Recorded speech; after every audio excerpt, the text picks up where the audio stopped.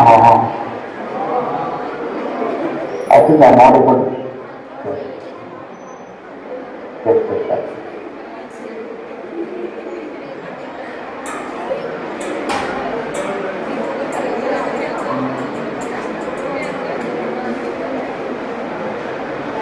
Is it visible now?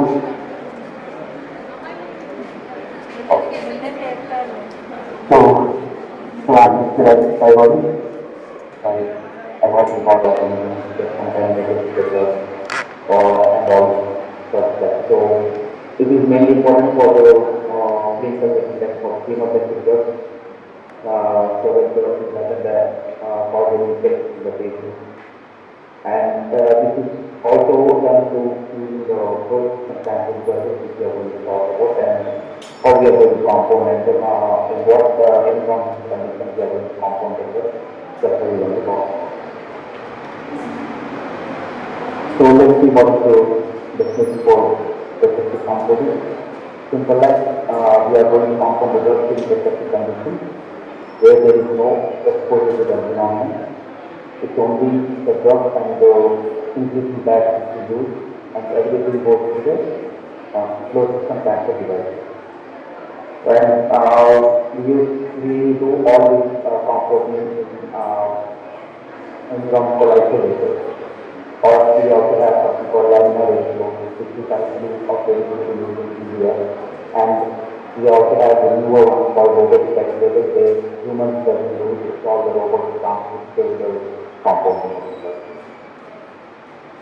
So let's see what this chemotherapy drug. So chemotherapy drug components activity. So most of the chemotherapy drugs are compounds based using normal saline or we also use dextrose solution. It's always important to adjust the volume of the drug solution as well as the dilution solution to attain the desired concentration and to also maintain the stability and compatibility of the drug.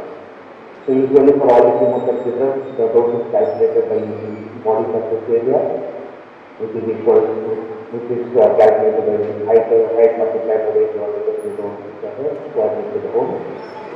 And this, based on that, this DSA can used for the calculating the dose of the drug for each and every drug in the chemotherapy. Like for different protocols in the cancer setting, there will be a different dose for the particular disease. So we calculate based on that. So finally, the dose of the drug would be multiplied by the specified dose with the body surface area also. So it is also important to assess the shelf life of the chemotherapy drug post compounding drug. So many drugs, if you are compounding them aseptically, will have at least 24 to 48 hours of shelf life, unless and until they have proven stability stage that they can go for more than 48 hours. Many of the chemotherapy drugs which we currently practice in Ireland have a shelf life of up to 7 days at room temperature, and for some drugs like citocoside, then we have cytoxin. All these drugs will have shelf life of 7 days at room temperature. So that's very important to know that if we compound effectively, then only we can achieve this shelf life for the drug. And we have one of the orthogonal antibodies which we do again use effectively. So these drugs are nothing but that they are made up of proteins. So the proteins are very stable. Like the stability of the proteins are a very big concern when we compound the drug. And it's very gen-type use. So like it should not be very fast enough, or it is treated as a very gentle and while drawing the drugs from the vial or while adding to the bag, it should be very gentle, or if the protein bonds in place and it leads to lot of fumes forming in the solution.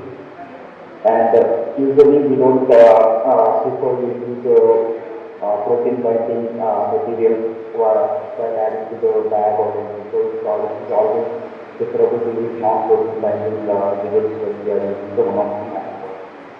For such examples, we have bacillus, which is commonly used for breast cancer patients.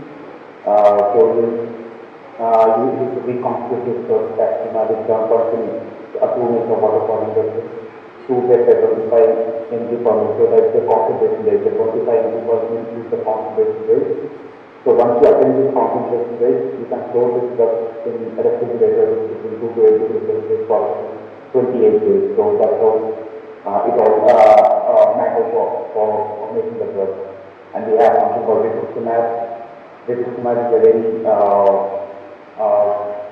it's a specific drug where it's very important to achieve the final concentration rate for this drug, to avoid the side effects to the patient and to maintain the stability again. So it can be administered with both sodium chloride and the stability. And we have something called bevacizumab, which we commonly use. So for bevacizumab, for this particular concentration range from 1.25 to 1.5 mg per minute, it has only 8 hours of room temperature stability and 24 hours of refrigerator stability. So it differs from drug to drug, and the way they act, and also all these are considered for maintaining the stability of the drug and such. So we have an antibiotics which we commonly use again. So drugs like they are vancomycin, meropenem, hypertension, tazobactam, then antivirus like danovax, tiropovax, and a special antibiotic called fentanyl, which is commonly used for PCT infections in cancer patients. So all these antibiotics can be excessively compounded, and they should also maintain the concentration rate for the antibiotic cycle to make sure the drug has a sufficient concentration to treat the disease or disorder. Then when it comes to vancomycin, that usually the vancomycin drug, when we have a huge drug, it has high incompatibility with the diluent. So it's very important to maintain the drug and the diluent concentration to avoid the oxidation of the drug. And we have like meropenem, sometimes it is like most of the meropenem drugs is not stable when it is with high dextrose, so they can degrade as a drug. So only the sodium chloride is preferred dilution for the meropenem. And for 5% tazobactam, it can easily get fixated when you use the calcium or sodium lactate solution, which are called as regular lactate solution. So it's always preferred to dilute this drug with sodium chloride or. Then when it comes to the shelf life of this drug, for vancomycin, you'll have 24 to 48 hours, that's refrigerated, when you dilute it with sodium chloride and dextrose. And for meropenem, the short life, like if you're using it for room temperature, it is only 1 hour, but when you refrigerate it, has 8 hours of shelf life. For hydrogen tazobactam, again, it has only 24 hours of stability when you compound the drug and when you refrigerate. And it may, it's very, if you are giving the drug to the patient, it's very important to give the drug rapidly at home if you are doing the room temperature, so give it immediately to the patient, or you can store the drug for 24 hours. So all these drugs are most commonly used in intensive care unit settings for their patients. So who are the end-life care, and also it's very important for them to not have more infections and maintain the shelf life and stability of the drug. So all these drugs are usually compounded in two different types of settings. One is called laminar enclosed, which you might have commonly seen, and the second one is called isolated. Isolators are nothing but the closed environment where we have isolated the picture in the network. So all these are the two types of environments which we commonly use. And the third one is the robotic isolator, which is the newer version of compound isolator, where humans are not involved in compound isolator. It's only the robotic answer. So let's see, like if you see the features of these laminar airflows and isolators, if you see the airflow type, you have the horizontal or vertical laminar airflow. Airflow is either the horizontal direction or towards the vertical direction. When it has open, the laminar airflows are kind of open, where you can put your hand inside the laminar airflows without any protection. You can get there along with it. but it is not safe for the people who are actually composing the drugs. They are want to expose to the more of the patterns or more of the resources comes out of the drugs if you don't use the disease, and so they are at a more risk of getting all these exposure to the effects of the drug. Whereas for isolated you have a closed loop where everything is covered and you have a separate load attached to the isolator through which you can put your hands and start composing the drug. So they are open extent and everything that for the environment is ready. For the laminar airport, you need to complete controlled room conditions. So you don't have any exposure to the air or the external environment. But whereas for isolated, you don't need all that. But you need to maintain those conditions for isolated as well to to avoid the contamination again. And for the setup and maintenance for laminar airport, it is very easier to set up all the settings and it's very low in cost, but when it compared to it, they are very expensive and they are very difficult to maintain your isolation.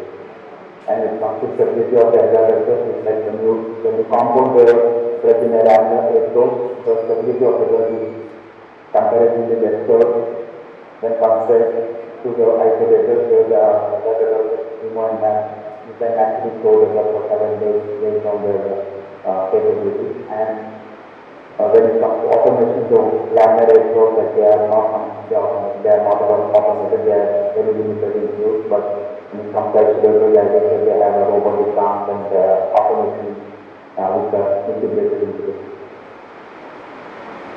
So this composing aseptic isolators is where I work every day.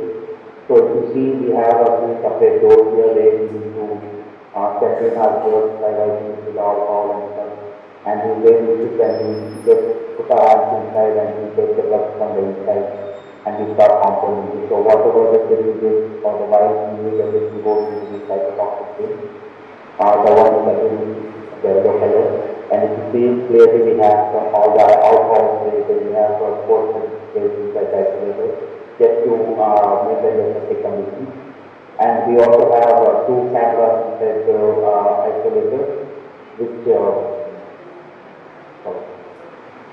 doing the camera inside the isolator, from which we from which the pharmacist from the other rooms can check what we're doing and get the dose and everything before compounding the drug. So let's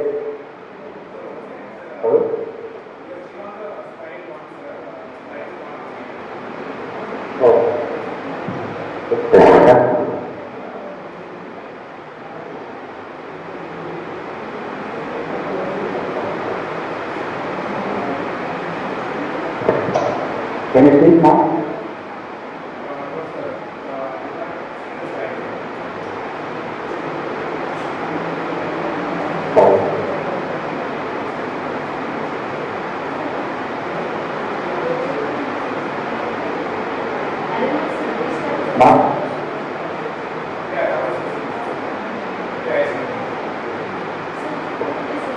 So you want to start from first? Sorry.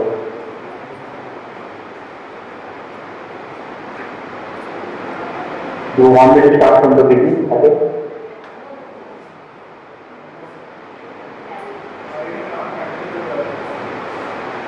Okay. After PowerPoint.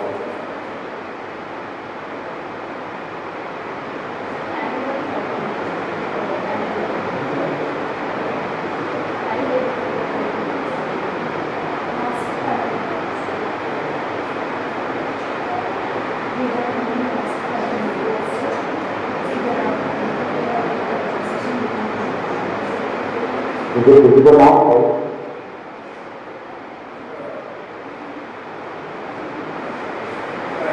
Can you see it now? Okay. So can you see it now? Can you see the slide now? Okay, so these isolated what I was talking about here, I usually go every day. So these are the 4 arms we have here. So this is on this side and we start composing the drug. You see, we have the two roads on the left and the right side, which are on the black color. So they are the hatches, these are called hatches, where we sending the dirt and we do the dirt from the inner side of the road. And you see, we have multiple white borders inside, which are called outboard space, and we have a port there as well. And there's also a yellow field inside as well, which is called aseptic, where we dispose all the syringes which we use for compounding the drug and including some vials and all the things goes to our seven exposure. And we also have a standard that isolated where a pharmacist from the other room can actually see what we are doing inside. And they can also set the volume to draw into the syringe and how we compound the drug and everything. So between what specific characters we have when it comes to the robotic automation is that they are very beneficial with reducing human errors because everything is automated inside the system, and they are consistent with their techniques like there is cost for motion, the chance of getting errors when we drop the volume, the syringe and everything. And it is maintained very consistent, and we have integrity safety features like we have gravimetric test and we have barcode scan for every cases. So we scan the drug for each of every cases and make sure the drug is going to the particular patient, and where there is no any effect to the patient. And we also have the time efficiency, like it doesn't require much of a time to compound one drug when it comes to robotics. Then it is very safety to operate, and we have also it also has a real-time documentation. Like currently, every hospital is doing with the electronic healthcare record, so all the electronic healthcare records can be actually integrated with the robotic arms, and they can choose the drug and they can compound on it. So currently in the market we have around 6 to 7 companies which can actually supply the robotic arms. We currently deal with the last one, which is called BD Cato. Getting it, so we currently use in Ireland for making the stuff. Sorry, can you see my slides now?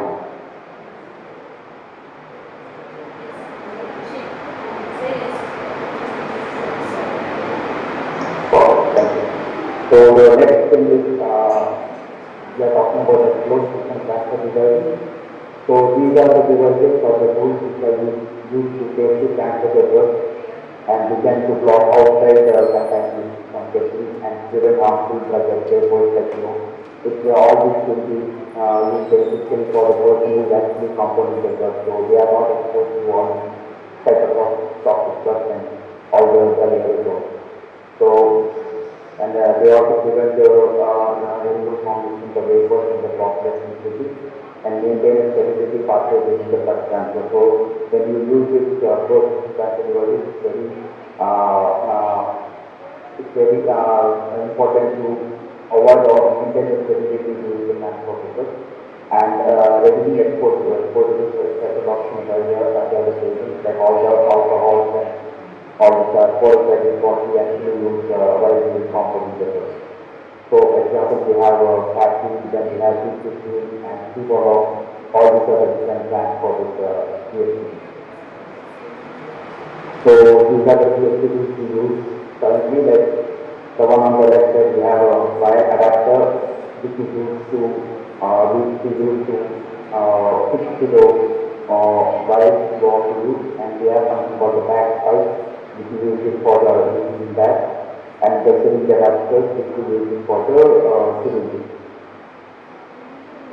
So generally in clinical settings, when it comes to the oncology drugs for chemotherapy and for monoclonal antibody for immunotherapy drugs, we usually prefer monosaline and dextrose solutions.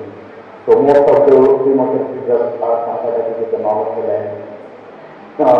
whereas they have advantage of of the plasma volume and all that they don't disturb the stability of the human blood. And we use dextrose for certain drugs like carboplatin, with oxaliplatin, all these drugs go with the dextrose, which are constantly the dextrose, but whereas they are not compatible with the soda solutions. So if you see whatever the infusion bags we get in the market, if they say they have 15 minutes of volume in the bag, they actually have 59 minutes in the bag. So every bag, whatever we get, they mention saying that they are target filled volume or overfilled volume. So overfilled volume bags will always have extra milliliters of solution in them. Like for suppose it has a 50 ml of that, we have 59 minutes of solution in that. Then we have like how much can you add to that bag? Like per bag in 50 ml bag, you can add up a volume of about 86.5 ml. And once you empty the bag, what is the residual volume in the bag? So it will have only 0.9. So it's different for different bags. So when you are practicing in the clinical setting, it is always important for you to check whether the bag is overfilled or target filled.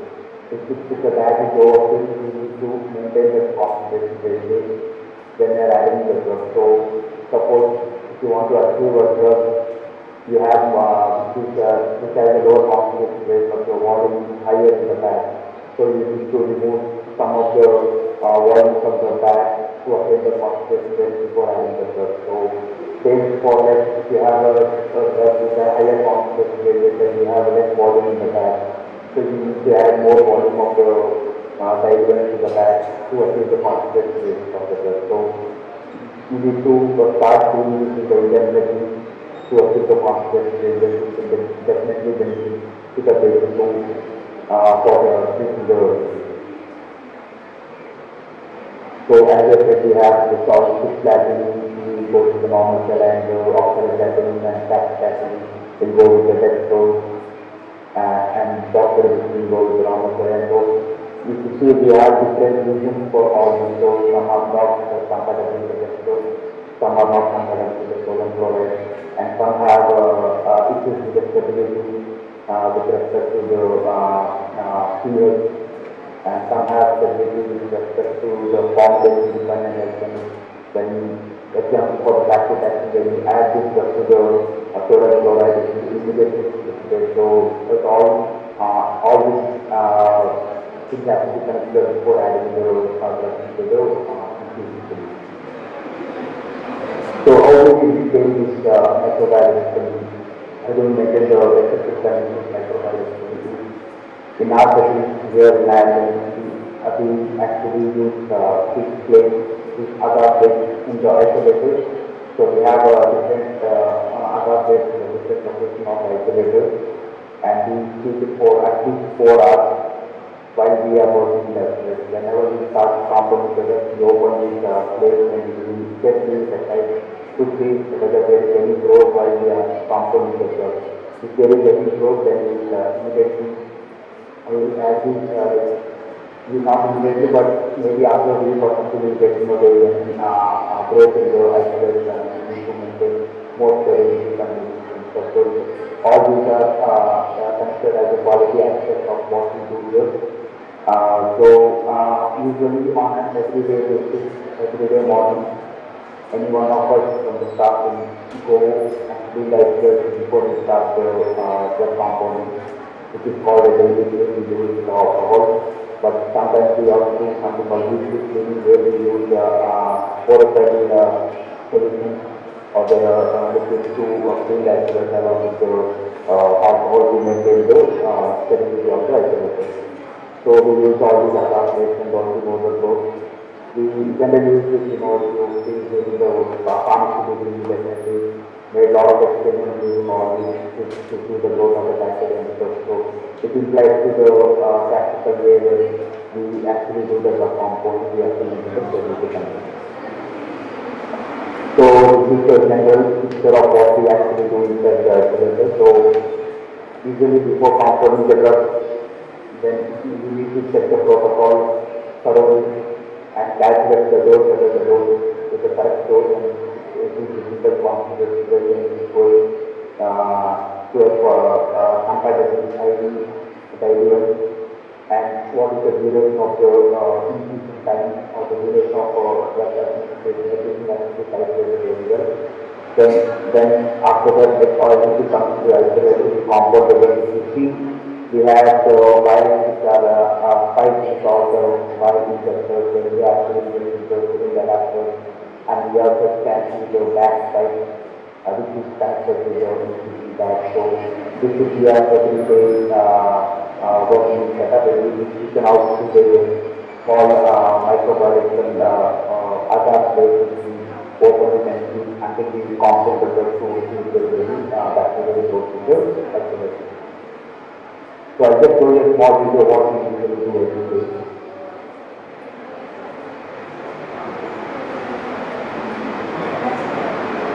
So the first step would be like we set up, gather all the drugs based on the patient, we pick up the particular drug and stuff, and start by using with the sporocyte device.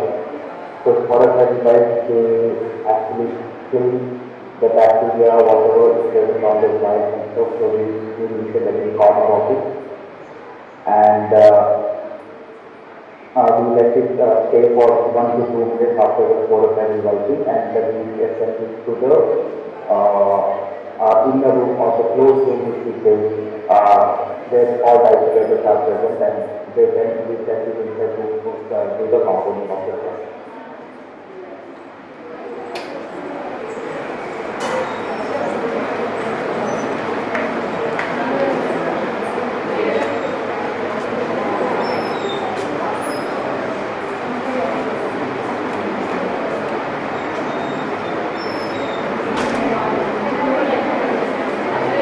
Are you able to see the video first?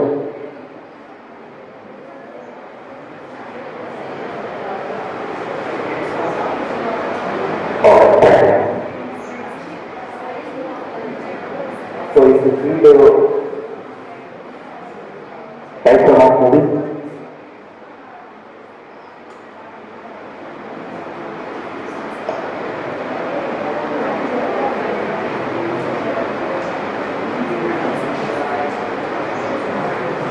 can you see the video now? Thanks.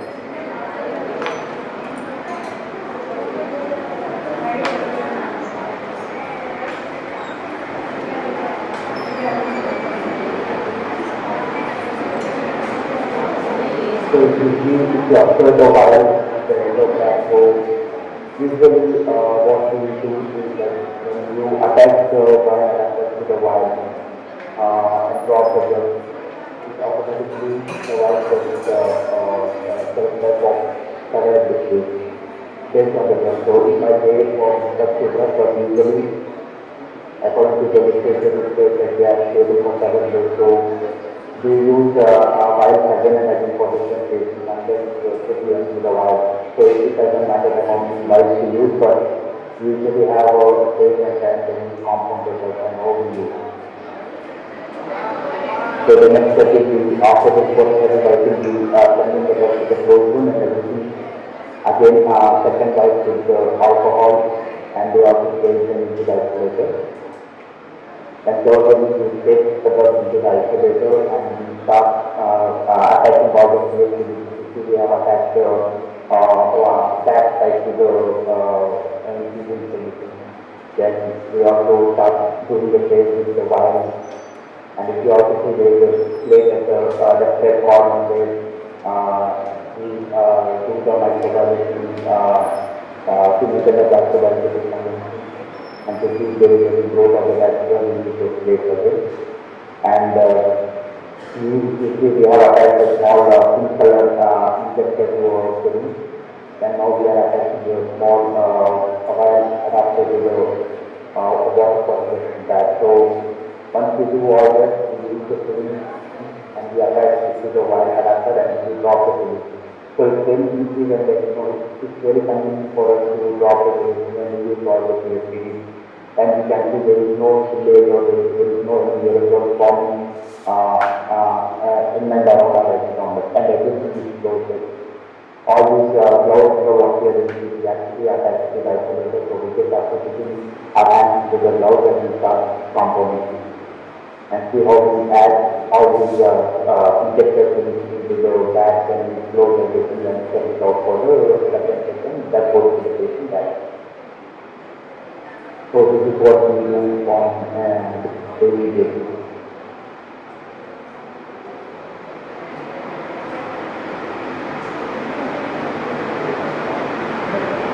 So,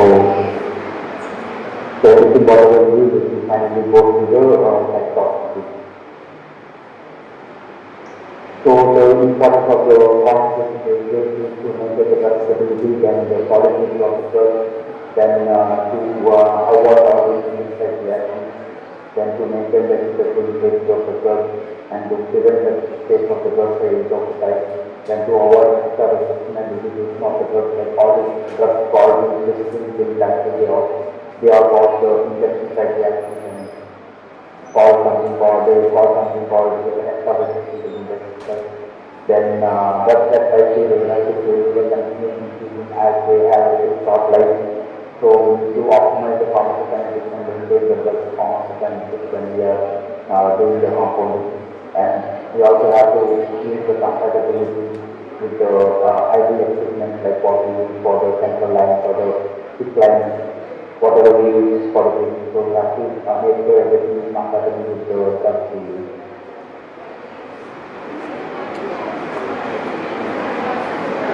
So there are different cost ratios for different drugs. So and they have a particular reason of why to maintain cost ratios. And all these are available on your just fill what they get with the like you can actually go to the before you start practicing the compounding and selling. So when I talk about the dialysis quality assurance, it's very important for us to ensure the stability of the condition again. And everything we set up in the hospital, the lab or whatever the isolator, we have to make sure they are compliant with the regulatory aspects. And we should consider the patient safety, like we minimize the infections and adverse effects. And it's very important to also consider the process reliability, like how well we are using the equipment, how well we follow the procedures, and how well we maintain the high quality standards of the situation by maintaining the stability. Then we also consider the integration like identify correction system, like if we are making the mistake, we have to make sure we are making the mistake and what is the solution for that. So we have to have that correction system on daily practice, and we have to keep improving our conditions and how can we improve day by day to maintain the patient safety and our safety as well while we are complimenting the drug.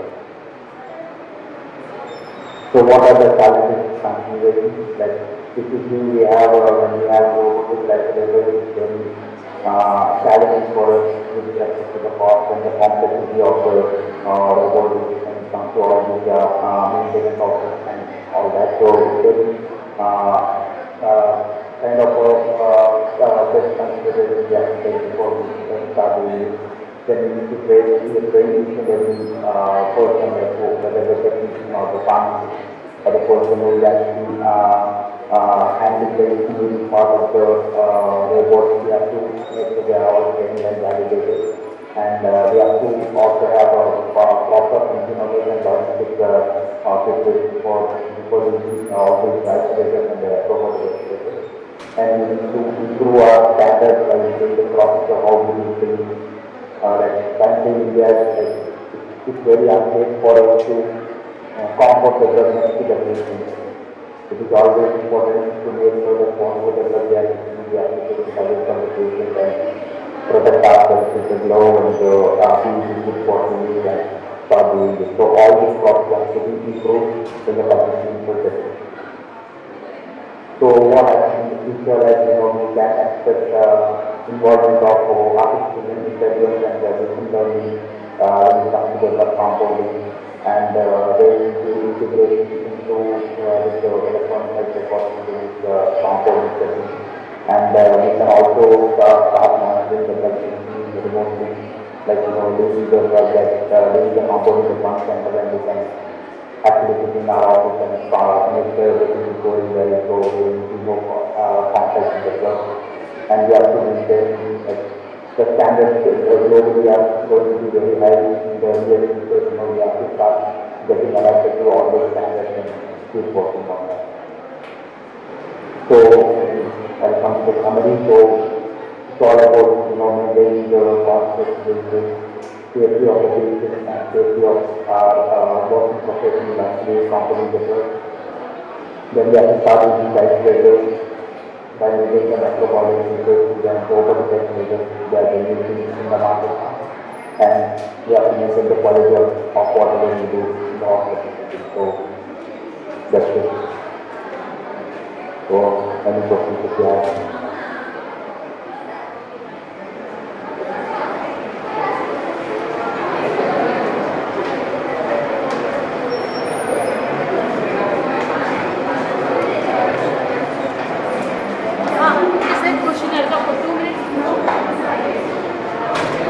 I'm sorry, I can't hear you. Your mic is off.